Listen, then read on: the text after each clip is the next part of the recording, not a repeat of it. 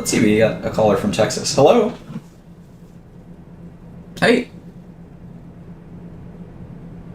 Sure, let me just put you on speaker. Going in the future, Yeah. I'm hopefully going to be working in a hedge fund. I'm 19. I have a few interviews set up for a week, but I'm really worried about the future aspect of quantitative investing. I want your opinion on that. Sure, yeah. No, quantitative investing is one of these things where, the firms that are doing it are doing really well. So I wouldn't get too worried just yet, because they're really beating the pants off of, kind of fundamental investors. And of course, it's a little silly to talk about quantitative versus fundamental because the best quantitative investors are heavily fundamentally factored.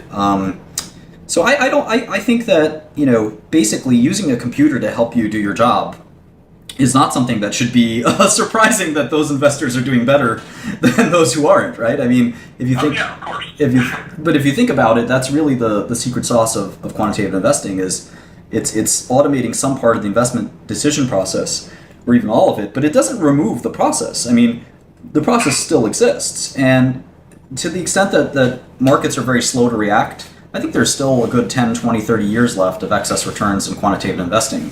And I certainly, I think the more math you can learn and the more statistical methodologies you can learn and the more literature you can familiarize yourself with in the quant field, I mean, I think you're being very intelligent by doing that instead of, say, quote unquote value investing, which again, there's good values out there.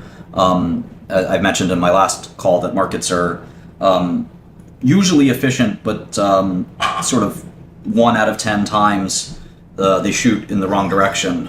So 2 out of 10 times a stock will be either overvalued or undervalued, and 8 out of 10 times most stocks will be fairly valued. So I think that there's still a way to invest that will make plenty of money, but the long short business, the value investor hedge fund business has such a sort of issue with kind of sort of being successful in making money, and you can see that where funds like Two Sigma, Renaissance, and DE Shaw are making lots of money. Funds like Greenlight or Pershing Square or other sort of value investor type hedge funds are not doing so well. And again, there's plenty of value funds doing well, but in general, I think you need to start integrating some automation and some techniques. It's sort of like trying to run any kind of other industrial company like a fast food company or retailer or whatever without using technology. You'd be a little crazy. You could get it done, but in general, where would Walmart be without their IT system? I mean, it'd be really hard for JP Morgan to run their bank without automated loan systems and things like that. So anyway, that's my answer. Appreciate the call. Got a few minutes left here. There's a few more questions here. All right, I might be done here. There's very few questions. Do you think equity beta or correlation is a misleading factor in evaluating risk? So yeah, I do. Thanks, Bon Vivant. I'm glad you read the Super Investors article that I recommended last week. Correlation is extremely misleading. It's good for quantitative investing. It's really good for quantitative investing.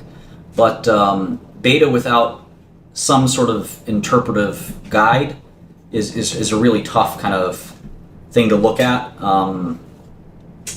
It's the same reason selling premium works until you blow up selling premium. It's not predictive or causal of anything. It's backward looking, and it doesn't necessarily, at least individually, give you much perspective on the risk of a company's assets, but it does.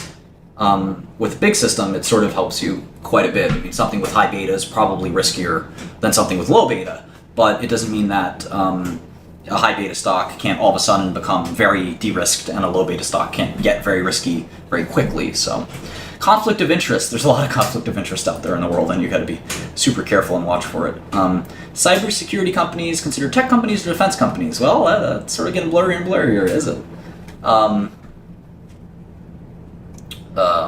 I only have one cell phone number, and that's the number I've given you. Can I talk to you about my depression, Martin? No, you should talk to a psychiatrist. What's the best way to join a hedge fund? Don't. I don't know why you'd want to. Become a math expert, and you could join a quantitative hedge fund, but other than that, I'd sort of avoid it. I talked about Alexander earlier. I really like what's going on. I don't think that there's a big scandal that's problematic. Why short Twitter? They don't make much money, if any, and The business isn't growing, revenue's declining. It's a big problem. We'll see what happens. I will be uploading this in a minute. All right, what else do we have? What else do we have? I don't follow Veristem too closely.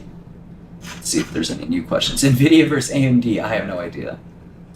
Do I use game theory? Not really. How long for machine learning quant investing becomes truly open to individual investors? I think that's a splendid idea, Sean. Maybe sign up for Godel.system. I have never tasted anything even remotely resembling what you've asked.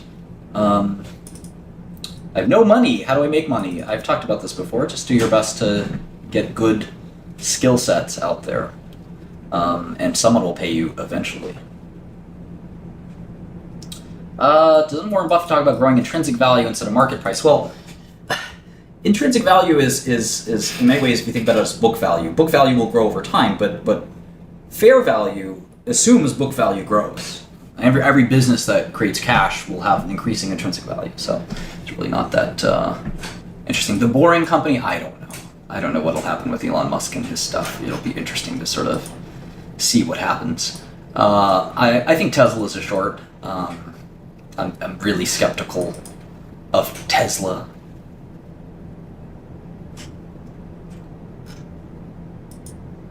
All right, a few minutes left. It was not GSK, that's for sure. You got to read that a little more carefully. GSK sold the drug to another company that got sold to Impax, that got sold to us, but it was not GSK. Statistical hedge funds, I mean, that's what I'm talking about, quantitative hedge funds. They're kind of the bee's knees at the moment. The last caller's phone number, I'm not going to give you that. I think people expect some privacy when they call me. But my phone is not ringing off the hook. Nobody's calling me, in fact, right now. Best skill to have in this current age? Same skills before, probably. Mathematics, philosophy, logic. Extensions of that include, computer science. In your investing career, have you been long or short more on biotech stocks? I'd say pretty even. Pretty even. Would you work in Africa? No, I would not. Oh, Lord. Chinese internet stocks look pretty exciting. They have less transparency than American ones, but they're benefiting from some of the same dynamics. I don't think the French election will change very much.